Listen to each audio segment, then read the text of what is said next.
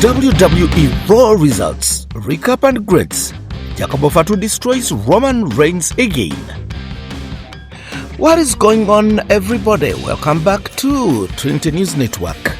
Tonight's episode of WWE Raw was supposed to be about the fallout from Backlash. Instead, it became the night that Jacob Fatu officially declared war on Roman Reigns and the entire Bloodline. By the end of Raw, Roman Reigns was laid out. The Usos were destroyed, security couldn't stop Jacob Fatu, the commentary table was shattered, and the World Heavyweight Championship was literally in Jacob's hands. This wasn't just another wrestling angle. This felt personal, violent, emotional, and honestly terrifying. Tonight, we are going full breakdown mode. Every match, every promo, every backstage confrontation, every grade, and why Jacob Fatu was already why Jacob Fatu may already be WWE's next megastar. So sit back, relax, smash that like button, subscribe to the channel, and let's talk about one of the wildest endings Raw has had in a very long time. Raw opened backstage with tension immediately filling the screen.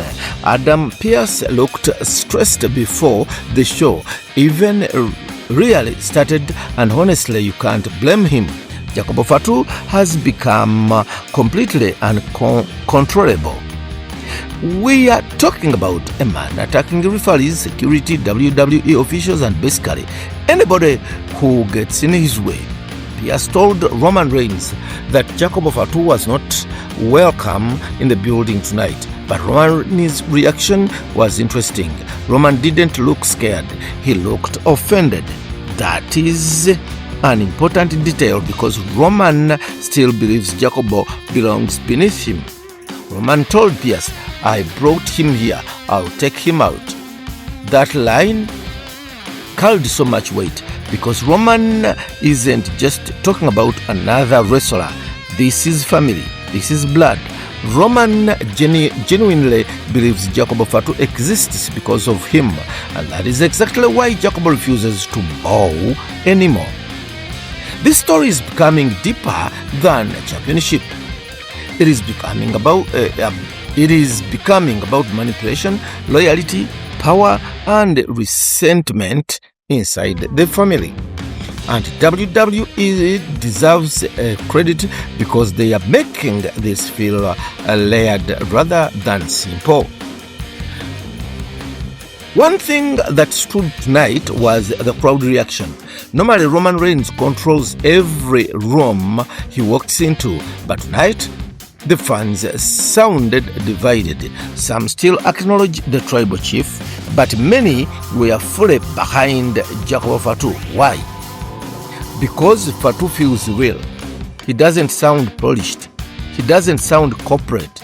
He sounds angry, and fans connect with the authenticity.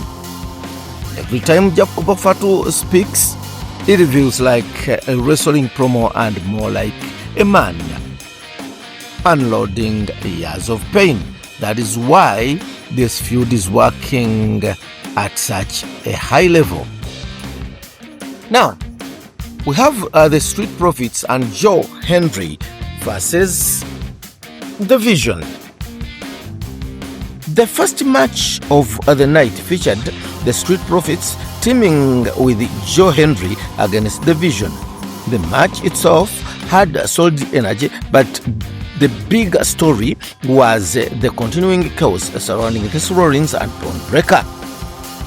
Rollins has become this manipulative mastermind who never fights fair anymore.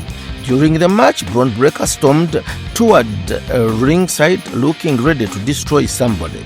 Then, suddenly, Seth Rollins appeared out of nowhere and blindsided him.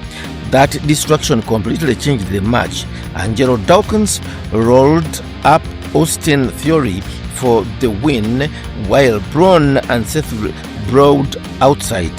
but the WWE added another layer. After the match, Rollins shook Dawkins' hand like he was celebrating with the baby faces.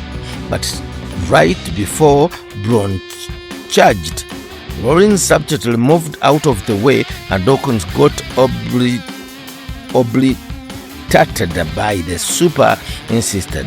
That was classic for Rollins. He uses everybody around him as human shield. The visionary survives while everyone else pays the price. And honestly, the vision of Seth Rollins is one of the best characters in WWE right now. Great B for this segment. Now, Rollins versus Bron Breakker is turning into a war. The more WWE builds this feud, the more it feels like a coalition between two generations. This represents experience, intelligence, and manipulation. Bron represents pure violence. Bron doesn't want mind games. He wants destruction. And eventually, this feud is going to explode into massive match, possibly SummerSlam level big. Javon Evans shocks Rusev. Next, WWE focused on the Intercontinental Championship scene. Backstage, Penta and Ethan Page were discussing title opportunities while Rusev interrupted. Rusev looked dominant, intense, dangerous. Ethan Page even agreed that Rusev deserved a title opportunity. But then Javon Evans walked in with a zero fear, and this kid absolutely stole the segment. He basically laughed at the idea of Rusev being unbeatable and said, "You can't even beat me." Then that instantly set up the match. Now going into this match, almost everybody expected Rusev to crush him, but Javon Evans used speed, agility, and timing brilliantly. Rusev controlled most of the match physically, but Evans never stopped moving, and eventually Evans hit the Ogie cutter for the upset victory. This was huge for Javon Evans. WWE is clearly positioning him as one of the future breakout stars of Raw Grade B for this. Now, Asuka passes the torch to Iyo Sky. This might have been the emotional heart of the show. Backstage, Asuka approached Iyo Sky. There was no yelling, no fight, no drama, just respect. Asuka hugged Iyo and told her she had been waiting for someone worthy enough to carry the division forward. And according to Asuka, Iyo Sky is that person. That is an enormous endorsement, especially considering Asuka is one of the greatest women wrestlers in WWE history. Then came the emotional part. Asuka picked up her bags and quietly walked away. No huge speech, no dramatic music, just silence that made it feel real. Whether this leads to a hiatus or something bigger later, the moment worked beautiful. Judgment Day wants all the gold. The women's tag division erupted next. The Judgment Day came to the ring and immediately created tension with Nick, Bella, and Paige. Liv Morgan's presence continues, making this faction feel even more dangerous. Paige eventually snapped and smashed Roxanne Perez with the championship belt. That triggered total chaos. Liv Morgan rushed the ring. Judgment Day overwhelmed the champion, and the beatdown became brutal. What WWE is doing well here is making Judgment Day feel like they are infecting every division. Men's title, women's title, tag titles, they want everything. And factions are always more compelling when they feel powerful across the entire show. Grade B for this. Sky versus Sol Ruca. Match of the night. Now let's talk about the best in-ring match of the entire show. Iyo Sky versus Sol Ruca absolutely delivered. Sol Ruca continues looking like one of WWE's brightest youngsters. The athletic ability this woman has unreal. Meanwhile, Iyo Sky once again proved why she is among the best wrestlers on the planet. The pacing was fantastic, the counters were smooth, the crowd got louder and louder as the match continued, and the finish was brilliant. Sol attempted the Soul Snatcher, but Iyo reserved it mind emotion in a quick spin. That is the kind of finish that protects both wrestlers. Iyo wins, Sol still looks dangerous. After the match, Iyo praised Sol backstage. But when Becky Lynch interrupted and basically told Sol she's not ready for the spotlight, the feud could be incredible. Ready for this. Oba Femi looks like a final boss. At this point, Oba Femi feels less like a wrestler and more like a boss fight in the video game. Adam Pearce announced nobody wanted to answer the open challenge. Oba Femi looked insulted. Then he marched backstage and literally grabbed Angel Gaza and humbled Carrillo himself. That visual alone was amazing. He dragged them to the ring and absolutely demolished them in a handcuff match. Everything Oba does feels like impactful. The way he moves, the way he speaks, the way opponents bounce off him. WWE has something special. It feels protecting him correctly. Oba Femi could become a massive star. Grade B+ for this. Dom continues winning. Then came the AA Mega Championship match. Dominik Mysterio defended against the original El Grande Americano, and once again Dominik survived the pure chaos. There was interference, distractions, outside drama, classic Dirty Dom match, but that is why it works. Dominik has mastered the art of being completely annoying while somehow always escaping with a championship. The crowd absolutely hates him, which means he's doing his job perfectly. Grade B. The final segment, a cinema. Now we need to talk about one of the best closing segments Raw has produced in months. Roman Reigns came to the ring demanding Jacob Fatu to acknowledge him. Roman looked furious, but underneath the anger was fear, because deep down Roman knows Jacob isn't under his control anymore. Meanwhile, backstage, Jey Uso tried to stop Jacob, and honestly, Jey looked emotional. He didn't want this family war getting worse. He begged Jacob to think about the consequences, but Jacob's response was terrifying. Headbutt, another Jey crumbled. Then Jimmy Uso tried stepping in. Same result. Jacob tore through both Usos like a monster in a horror movie, and then he walked towards the ring slowly, calmly, like he already knew what was about to happen. The crowd was electric. Roman and Jacob finally stood face to face again, and they immediately started throwing bombs. No wrestling holds, no technical exchanges, just violence. Roman eventually grabbed a steel chair and repeatedly screamed, "Acknowledge me."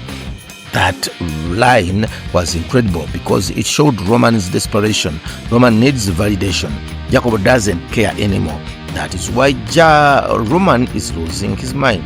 Then Jacob countered the spear attempt and locked in the Tongan death grip, and this is where the promo became deeply personal. Jacob screamed, "You left us broke." Wow. That line changed everything.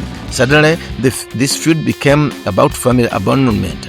Roman built an empire, while Jacob clearly believes the rest of the family suffered. That one sentence added years of emotional backstory instantly. Roman briefly relied back, but Jacob destroyed him again. Then came the powerbomb through the controversy, the commentary table. The crowd exploded.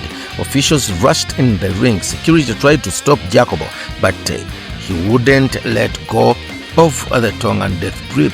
Then Jacob grabbed the World Heavyweight Championship and posed with it. The image looked iconic, but WWE still wasn't done. Right as the show looked ready to fade out, Jacob sprinted back and wiped out Roman and the Usos through the barricade. Absolutely destruction, absolute chaos, absolute star-making performance. Grade A+ for this. Final analysis: WWE has created a monster. Jacob Fatu feels different. Not just another heel, not just another challenger, different. He feels unpredictable, and unpredictability is one of the most valuable things in wrestling. Fans don't know what he's going to do next. That is why people are invested. Roman Reigns also deserves massive credit here because he's allowing vulnerability into his character. For years, Roman has been untouchable. Now he looks shaken, and that is making the story far more compelling. Full show grades: opening Bloodline story progression A. Street Profits and Joe Henry versus The Vision B+.